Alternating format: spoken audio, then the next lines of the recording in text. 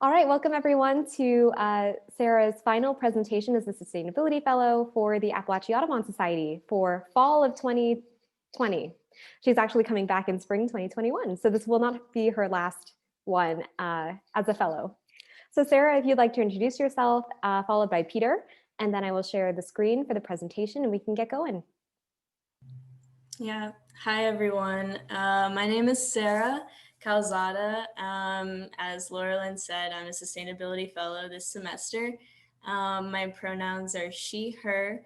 I am a junior at FSU studying geography, and I'm really excited about the Bat House project that I'm going to present today. My name's Peter Kleinhens. I'm on the board of Apalachee Audubon, and I am one of the people who has worked with Sarah on this project from Apalachee Audubon. I'm pumped. This has been literally years in the making, so thrilled that we're at this point. Fantastic. So I'm going to go ahead and share my screen, and as soon as it's shared, feel free to go ahead, Sarah. All right, thank you.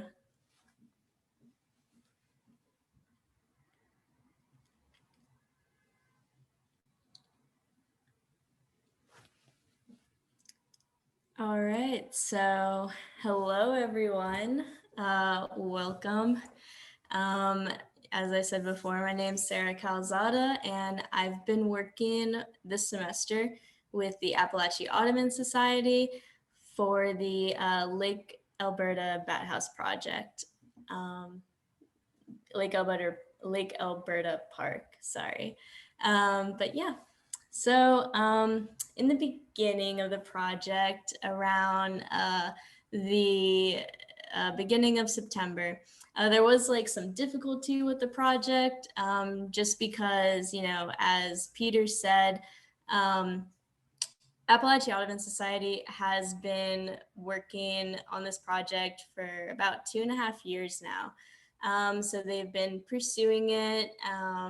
The only reason it's gotten like delayed so many times is that they've had some troubles with like the city of Tallahassee board members getting it approved, moving it forward. So at first, Peter and I discussed, you know, even like alternative projects because we weren't sure how far we would get with the Bat House project. But I met with the head of maintenance for Parks and Rec, Kenny Welsh, in the beginning of September to discuss the project a little bit more and introduce myself. And he told me that, you know, he felt really confident about the Bat House project this year and that it would succeed. So I communicated that with the Apalachee Audubon board.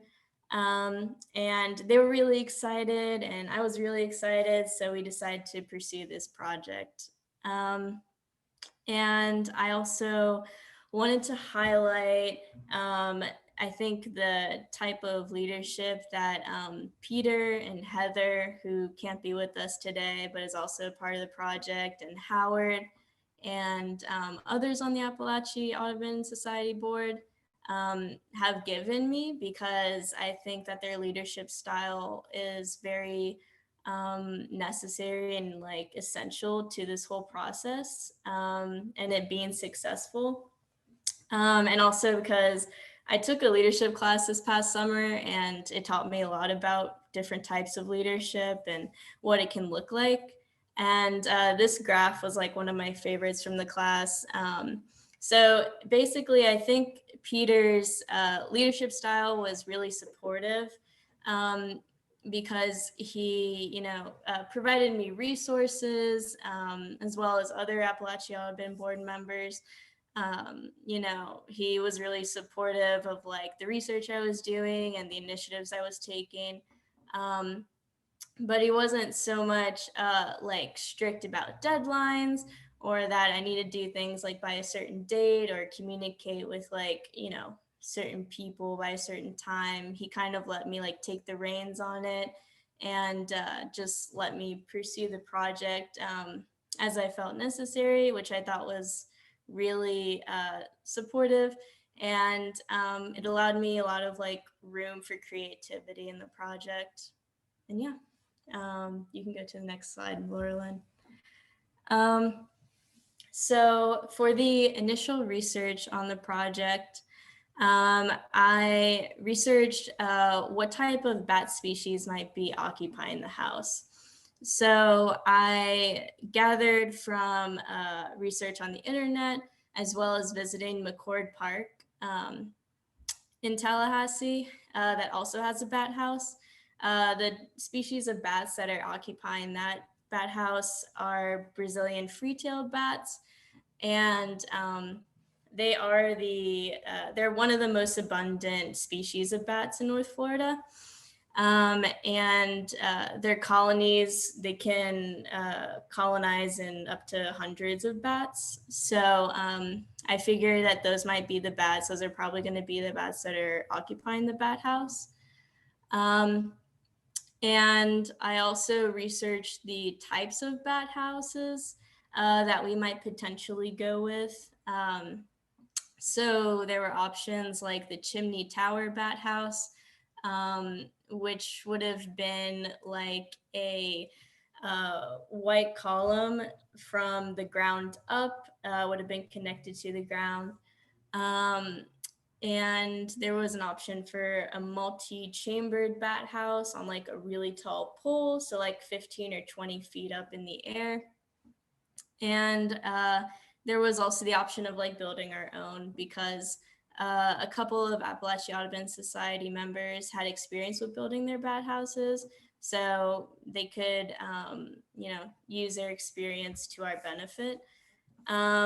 We decided not to go with the chimney tower bat house, just because since it was like connected to the ground, it might be susceptible to like damage if like a hurricane came through, and especially since it's a park with like a lake, maybe if there's flooding that it might occur, it might damage the tower in some way. So that option was out, and we decided to go with a multi-chambered bat house on a 20-foot pole, which I'll get to in a little bit more detail.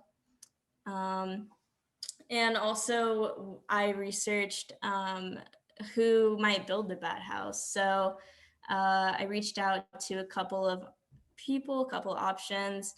One of them was Pebble Hill, which was actually, they're based in South Georgia, but they're actually retired now, so they're not making any more bat houses. Luby Bat Conservancy is based in Gainesville, and they've been making bat houses for years, and they were really well established. Or the other option was Apalachee Audubon Society, with our own members, building our own bat house. And yeah, those were the initial research options that I looked into for the bat house. Yeah, and you can go to the next slide. Yeah, so that was like in the beginning of September.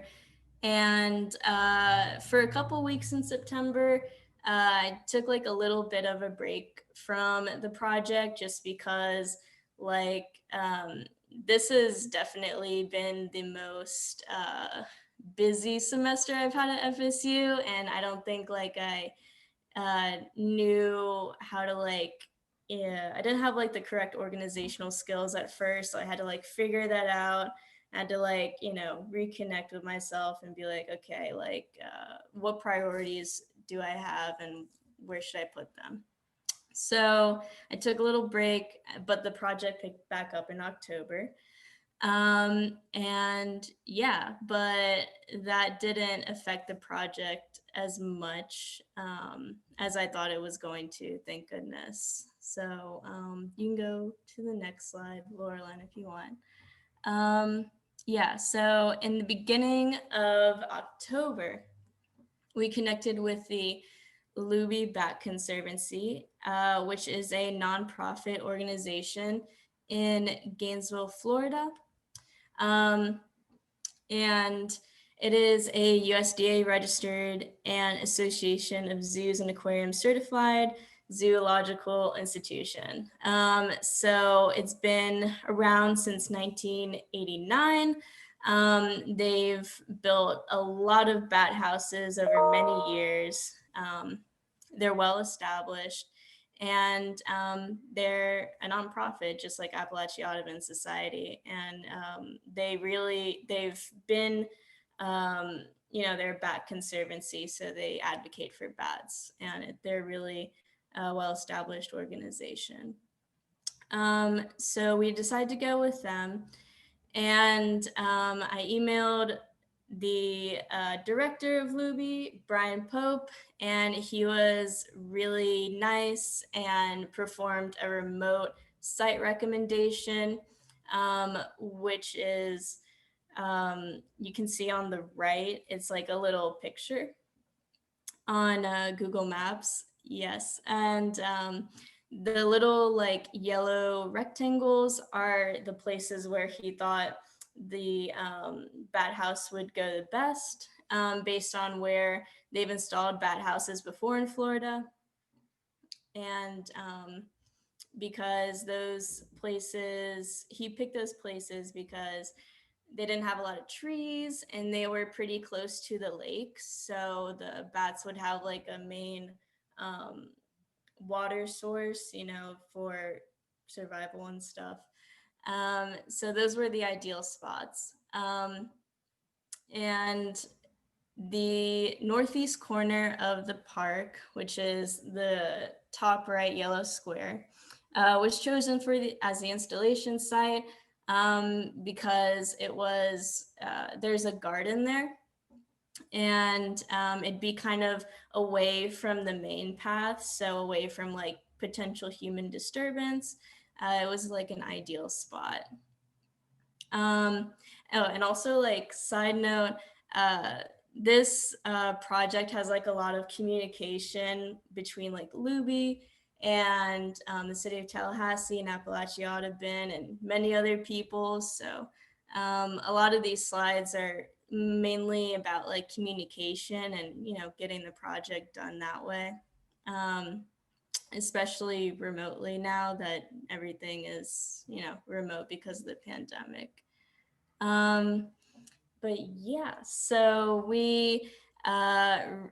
he also sent over bat house quotes for 3 to 4 chamber bat houses, and a 3-chamber bat house can hold about 100 to 200 bats, while a 4-chamber bat house can hold about 200 to 400 bats. I think it's up to 400 bats. And we also, we talked back and forth for like a couple weeks in October, and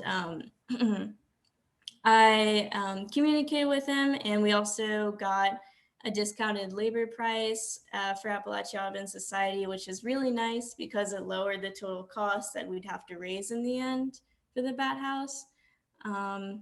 So yeah, that was how it was connecting with Luby Bat Conservancy in the beginning. And yeah, 1 second, let me get some water.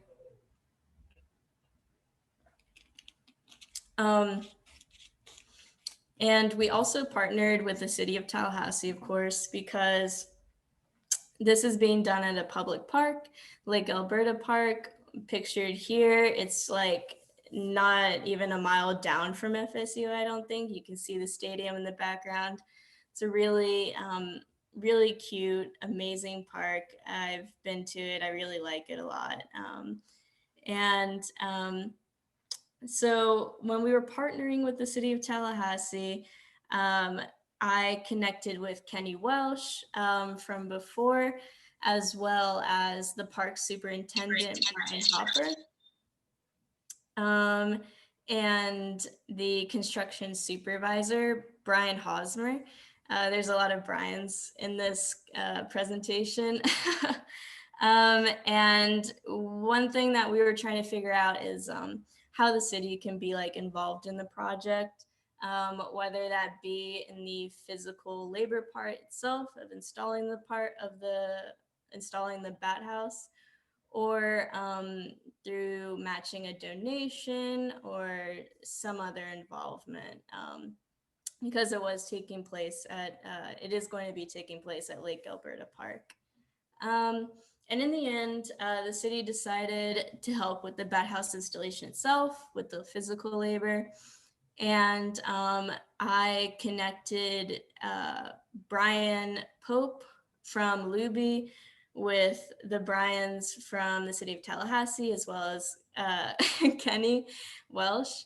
And they communicated back and forth to identify the necessary equipment to raise the bat house pole, because it is 20 feet. It gets very heavy, and they'll need multiple people. They mentioned that they'll need a special digging equipment, depending on the soil type, whether it's clay, whether they hit a lime rock bed, which probably won't happen, but it might. So they've been communicating back and forth about that. And you can go to the next slide, Laurelyn. Once we communicated with Luby, as well as the city of Tallahassee, we started kind of finalizing the bat house logistics part of the project. So we ended up going with a 4-chamber bat house. Initially, we were thinking of the 3-chamber bat house, and one of the board members, I think Howard, suggested, maybe even a 5-chamber bat house. But we kind of compromised with the 4-chamber. It can hold up to 400 bats, so that's not a bad number at all. And there's also enough room in the bat house to, for the bats to like reproduce and have families, and to sustain the colony. And on the right is a picture of what the bat house is probably most likely going to look like.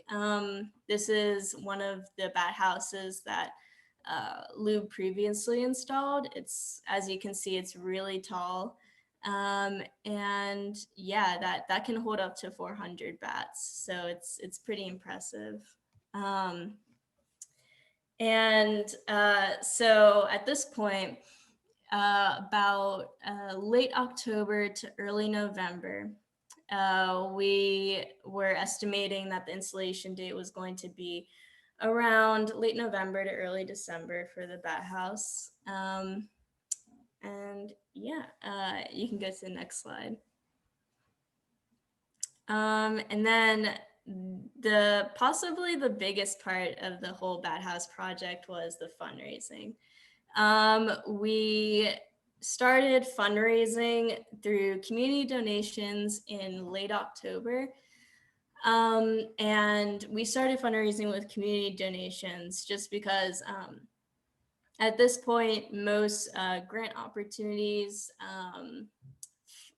such as like the Florida Wildlife Conservation and other grant opportunities, deadlines had already passed, so we had to like reach out to the community. And I think it's also like a great way to get the community involved and aware that this project is happening, because a lot of it is like behind the scenes, and it's like, as I said before, a lot of like communication, emails, like back and forth. So this was a good way to also let the public know that this was happening, and this project is going to benefit the Tallahassee community. And we had a lot of support with the Apalachee Audubon Society treasurers, Harvey and Kathleen.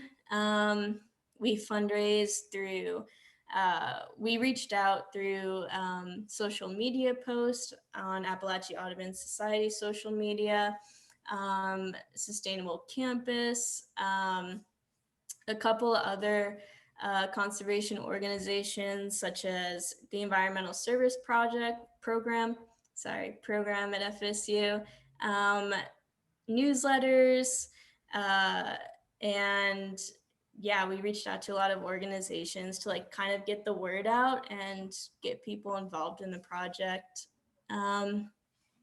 And one of the social media posts that we put up was this one on the right.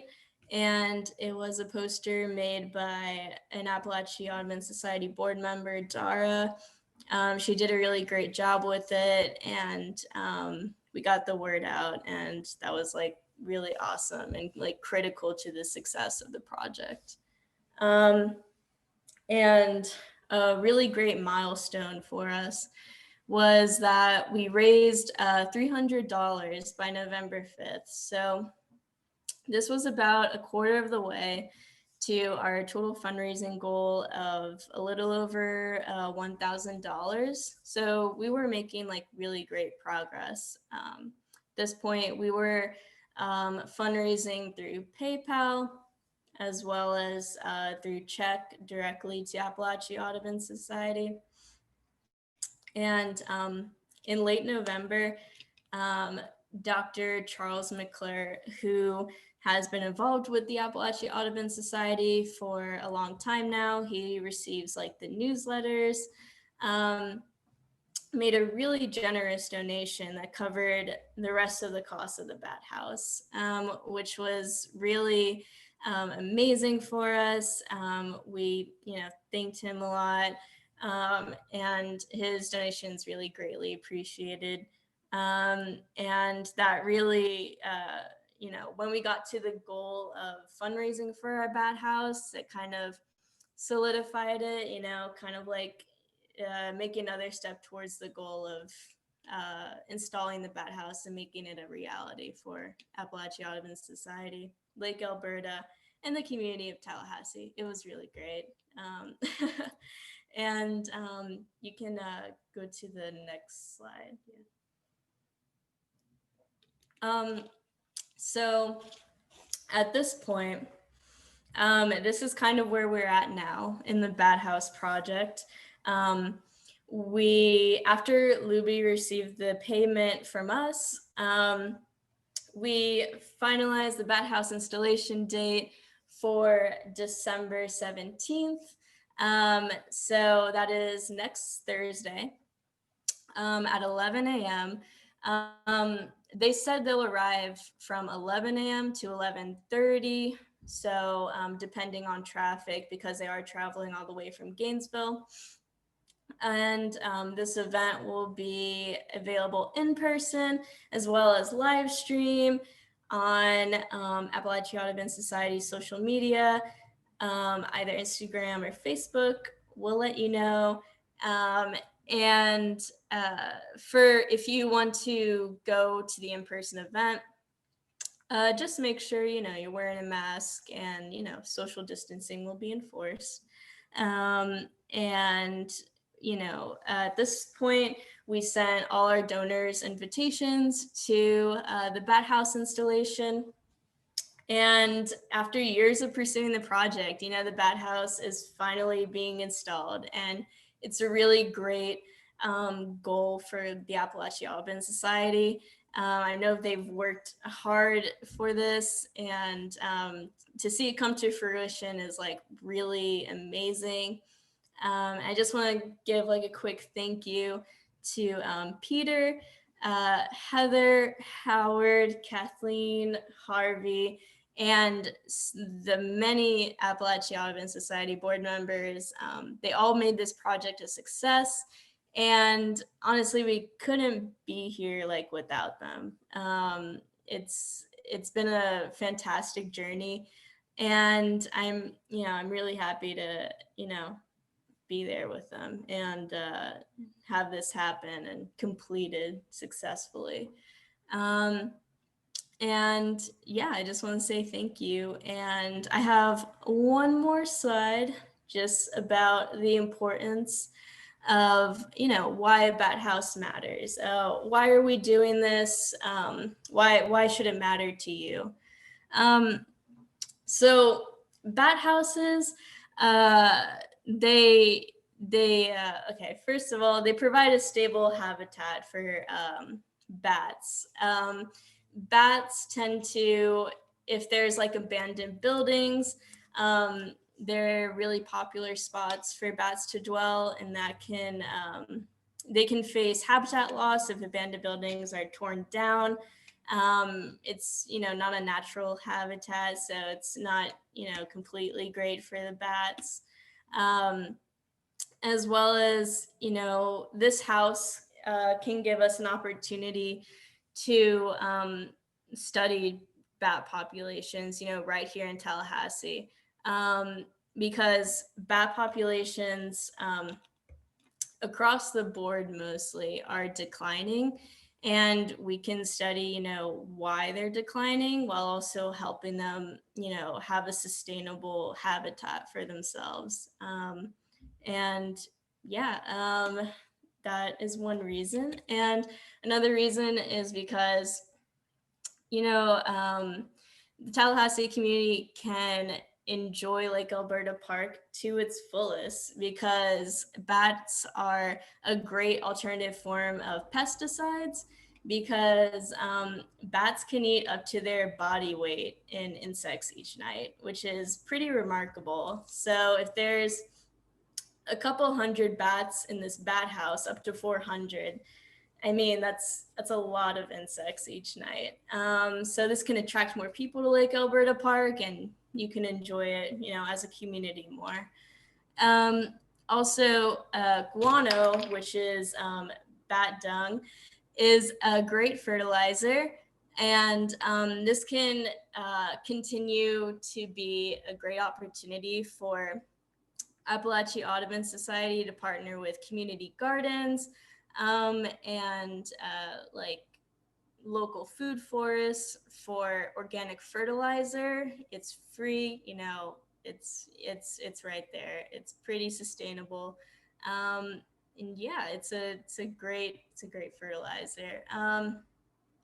As well as bats are nighttime pollinators. So butterflies and birds and most pollinators are active during the daytime. Bats are active during the night.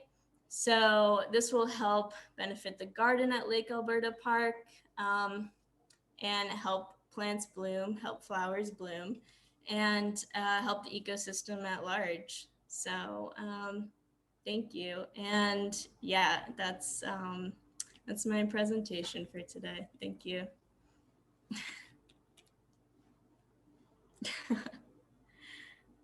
Thank you so much, Sarah. At this time, I'd like to open the floor to any questions. Yeah, no one dropped any in the chat, but feel free now to unmute yourself and share any questions you have. Kudos for Sarah. This is really incredible work. You were a project manager. Like, this is an intense, over $1,000 project. So I really hope that you list exactly how much the project costs on your resume, so that everyone can see just the scale of what it is that you accomplished. Just really fantastic. Sarah, this is Elizabeth. Apologies for dropping in late. Everything about this project warms my heart because as an ecologist, and bats are an ecologist by training, obviously not by what I do right now. And bats are actually one of my favorite animals. And so I'm just curious as to, like, what did you learn that was unexpected? You know, you sort of maybe went into this project as like wanting to do something ecological related or maybe animal related, but like Laura just said, you ended up being a project manager. So what was an unexpected learning outcome for you? I think an unexpected learning outcome definitely was the amount of communication and networking that I had to do during this entire project. I've never had to communicate with so many people in such a small amount of time. It was a lot, and it was a good though. It kept me busy, and I made a lot of new connections through this, you know, professional connections, I think career connections as well, because I do want to pursue an environmental sustainability job when I'm older, when I graduate. So I think this will benefit me in the long run, making all these connections with the Bat Conservancy, with Apalachee Audubon, with the city of Tallahassee. I mean, it was a lot of communication. It was really great. Yeah. And that is such a fantastic skill to have. My entire job is literally doing what you were doing, connecting people, communicating with them. It's a really marketable skill. I wanted to also read now the shout out from Amelia, who says, "Great job, Sarah. Thank you for sharing the project details as well as some of your personal impressions and challenges. Very helpful for Audubon to understand how best to support our interns in the future." I will add, thank you for being honest about your break in your project. You know, students advocating for themselves, especially right now, and whatever the world looks like right now, is important to recognize and to put out there in the world, but also to keep your project partners informed. You know, that like in coming back and finishing strong is equally as important. So whatever that break was, rock on. You crossed the finish line with flying colors, like a bat. Thank you, Elizabeth.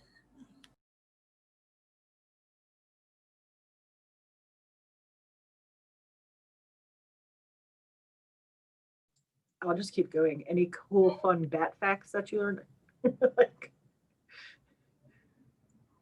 I'm sorry, what was that? cool bat facts that you learned that we could all benefit from? I think probably the coolest one for me, at least, was that bats they can eat up to their entire weight in insects every night. I think that's pretty insane. I don't know. That's like eating your entire weight in something every night. That's a lot. I don't know. I just, yeah. Well, I'm super excited about this. I run around Lake Elberta very frequently. So I'm excited to see bats out there. I'm wondering, and I don't know if this was necessarily part of your project, but is there any communication to the public on this project? And because I imagine public's perception can vary from bats are very cool to bats are scary. I think that that's something we can definitely expand on in continuing with this project, continuing to get the community involved in it, because so far, as I said, we advertise mainly through like conservation organizations, through FSU related clubs, and I think to get the Tallahassee community at large involved, we'll need to do more like on the grounds networking and communication with the local community there. And I think hopefully, we can sort of like change people's perceptions that like bats are like a scary animal. They mostly come out at night anyway. They won't disturb you during the day at the park. And they're really helpful towards the environment. And they probably won't mess with you if you won't mess with them, just like a rule of life. So, but yeah, that's something we can definitely work on. Yeah. Yeah, and before we clicked record, there was an Apalachee Audubon Society member who talked about maybe an interpretive sign there. Maybe, Peter, you could speak to that? Yeah, so I was going to mention, we're working to, we actually, thanks to our donors, surpassed our fundraising goals and have started to figure out what to do with the excess funds.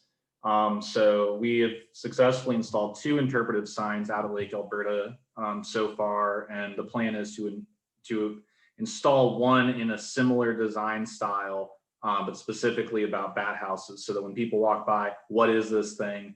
What about bats? Are they good? Are they bad? All those sorts of things. So that's definitely on the docket to do in the future. And I think that's a very critical piece, because there's a lot of people who don't, you're exactly right, Sindel. There's a lot of people who just don't know. They think they might carry rabies or attack them or whatever. So we're looking forward to that. That could be another fellows project. Yeah, that's right. I just want to echo everyone else and say, Sarah, that was a great presentation and great job. And I'm so excited to go out to Lake Elberta and see the bat houses and then later see the interpretive sign. I think that's a really great opportunity for some public education around bats and pollinators in general. I also wanted to echo Elizabeth and say thank you for sharing your experience with having to take a break and step back and reprioritize. And I had a question that's kind of just in working with students. I'm always curious about resiliency and adaptability and like how students can advocate for themselves, especially right now. And there's so many different challenges that are unforeseen. So I just wanted to ask if you have any advice for other students who find themselves in that kind of place where they need to take a step back and reprioritize, and how they can be successful at it like you were. That's a great question, Michelle. Thank you for asking. I think that how students can advocate for themselves is that, for me personally, why I took a break is because I was getting very overwhelmed with school and work and the fellowship, and I just wasn't prioritizing my priorities right. And I didn't have I felt like I didn't have time for stuff. So I had to take a step back and really look at okay, what's my first priority, my second priority, my third priority, what's going to get me, classes are my first priority. I have to be an FSU student to even be in the fellowship. So, I need to pass the classes. And then my fellowship is the second priority, right? So I have to make enough time for it.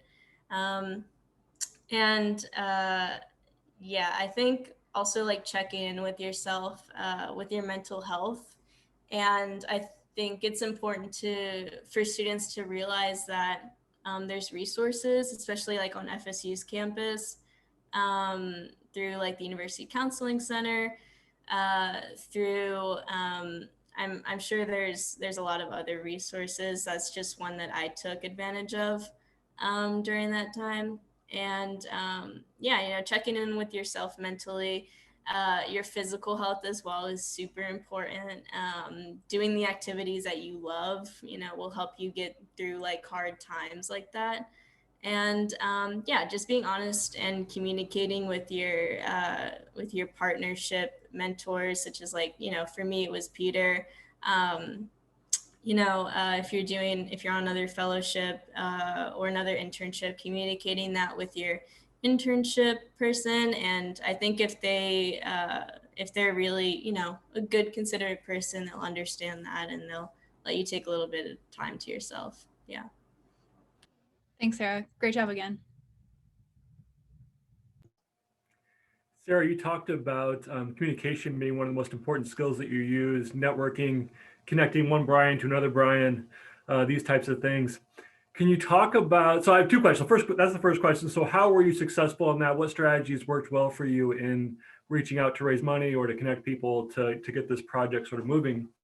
Second question, you mentioned that one of the benefits of the project will be to study the declining population of bats. And I'm just curious if you know what are some of the leading theories on why bat populations are declining. Yes, so I think to answer your second question first, during this project, I wasn't mainly focused on too much into bat research. I was mainly focused into getting the bat house itself installed. I did do a little bit of bat research, as I said in the beginning, as well as the end of the presentation. And I think, in continuing with this project next semester, if that's what I choose to do, I'm still thinking about it. I think that's one of the things that I will highlight more on. And, looking into the research that's out there on bat declination, as well as bat monitoring systems for the bat house, because that was also initially a part of the project. It was a bat house plus a monitoring system. But getting a bat house first and foremost was a priority, and it took up a lot of time. It took up the entire semester, so that needed to be done first. And I think second will be bat monitoring system so that we can get information and also like getting a background on bat research out there. As far as, could you repeat your first question for me? Yeah, just how, what strategies did you use, or why were you so successful at networking, communicating with people, getting this project, word out there about the project, and ultimately helping to raise money, that type of thing?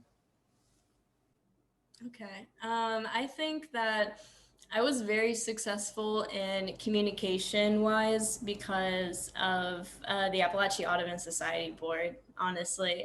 People like Peter, like Heather, Howard, Harvey, Kathleen, a lot of people. They gave me the resources to reach out to people. So Peter connected me with Kenny. I think he also connected me with Luby Bat Conservancy. Oh no, sorry, I think it froze for a little bit. Okay, I think it's fine now, maybe. Yeah, okay. Yeah, so I think, a critical success strategy in my communication was getting the resources from the Apalachee Audubon Society board. And, from there, I was able to communicate with them a lot through email. I think one thing that I would do differently, and that I'm probably going to do differently next semester with Sustainability Fellows is communicating not only through email, but doing more Zoom meetings and like FaceTime like that, because I didn't do that a lot. I was mostly like emailing people. I think it might have been like the Zoom fatigue. I had like classes online. I was, Zooming a lot already. So, oh no, did it freeze again? Oh, okay. Is it okay now? Is it good? Okay, I'm sorry. Yeah, so I think, yeah, they provided me a lot of resources, and one thing I would do differently is do more face-to-face communication. But yeah. Amazing. Since it seems like technology is telling us that we all need to take a break, is there any final thoughts from Apalachee Audubon? Any last kudos for Sarah? Yes.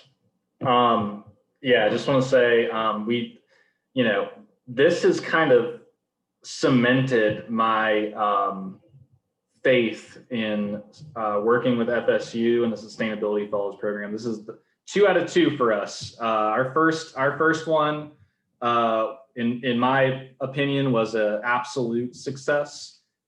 It's actually the student involved in that is still working on a publication with Nelson, who's on this call, which is phenomenal.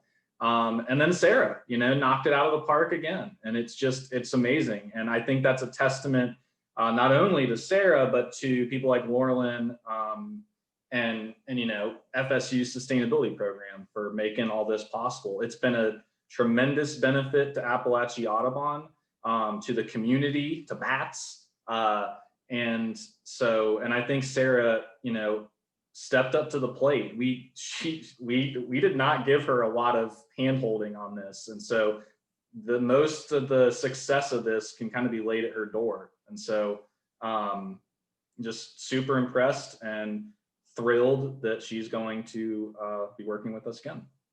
Thanks, Sarah. Thanks everyone again. And thank you, Peter, for being such an amazing partner, just in all the work that you do, especially with fellows. It definitely wouldn't work without great community partners like you and with amazing students like Sarah. So at this time, I'm going to stop recording.